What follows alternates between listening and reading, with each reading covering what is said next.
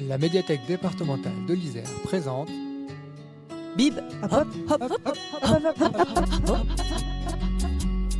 Bibop, Bibop, parlons bibliothèque.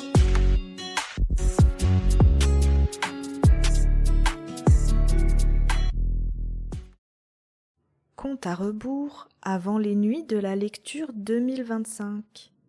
Plongez avec les bibliothécaires de la médiathèque départementale de l'Isère dans le thème passionnant des patrimoines. Le patrimoine n'est ni intemporel, ni inaltérable. Et s'il permet de créer des liens entre ceux qui le partagent, il peut aussi être la cible de campagnes d'anéantissement dont il faut alors le préserver. Shut Hell, le manga adulte de Yu Ito que je vais vous présenter dans cet épisode, illustre très bien cette importance de la transmission. Ce récit, terminé en 14 tomes au Japon, prend place pendant les invasions mongoles du XIIIe siècle qui ont traversé la Chine en renversant les dynasties préexistantes. Cette prise de pouvoir s'est opérée dans le sang, sur les décombres de nombreux royaumes, dont celui des Tangoutes. Mais la violence appelant la violence, une soldate rescapée d'un massacre va devenir Shut Hell, véritable esprit vengeur déterminé à abattre les Mongols et les tribus qui leur servent d'auxiliaires.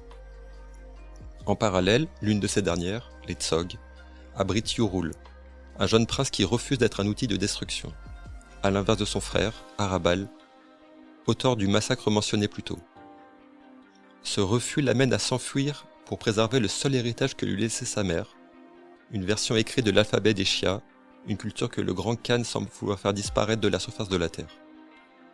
Ce sont ces trois destins, ainsi que bien d'autres, qui vont se croiser dans un pays ravagé par la guerre. À travers les thèmes de la préservation d'une langue, du pardon et de la famille, c'est aussi la question de la mémoire et de la communication qui se pose, autant dire celle du vivre ensemble. Bip, hop. Si on laisse de côté la sous-intrigue un peu confuse autour de la réincarnation, Shut Hell est un manga sur le libre arbitre. Tous les personnages sont confrontés à des enjeux et à des forces qui les dépassent, des attentes et des responsabilités qui les enferment dans un destin prédéterminé. La vengeance aveugle, l'humiliation inscrite à même la peau, l'obéissance servile, le désespoir tranquille et implacable. Mais n'y a-t-il pas moyen d'échapper à ces injonctions écrasantes et mortifères ? D'honorer la mémoire des disparus en écrivant leur nom avec de l'encre plutôt que du sang ? De pardonner et de mettre fin au cycle sans issue de la vendetta ? Quitte à se mettre en danger et à nouer des alliances précaires, on peut viser un mieux, un autre, un ensemble, passant par la constitution et la transmission d'un patrimoine commun.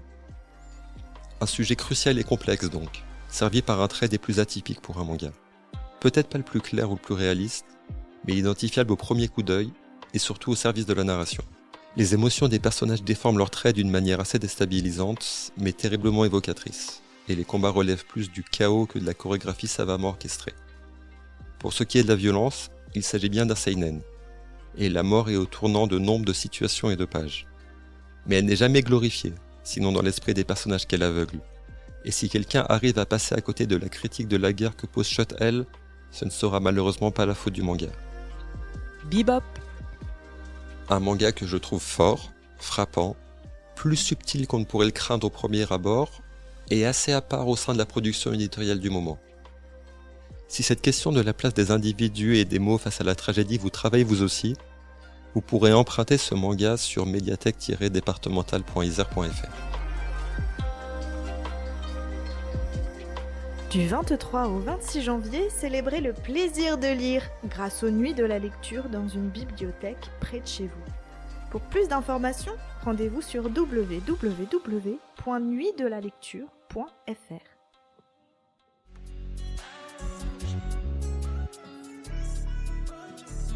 Bibop.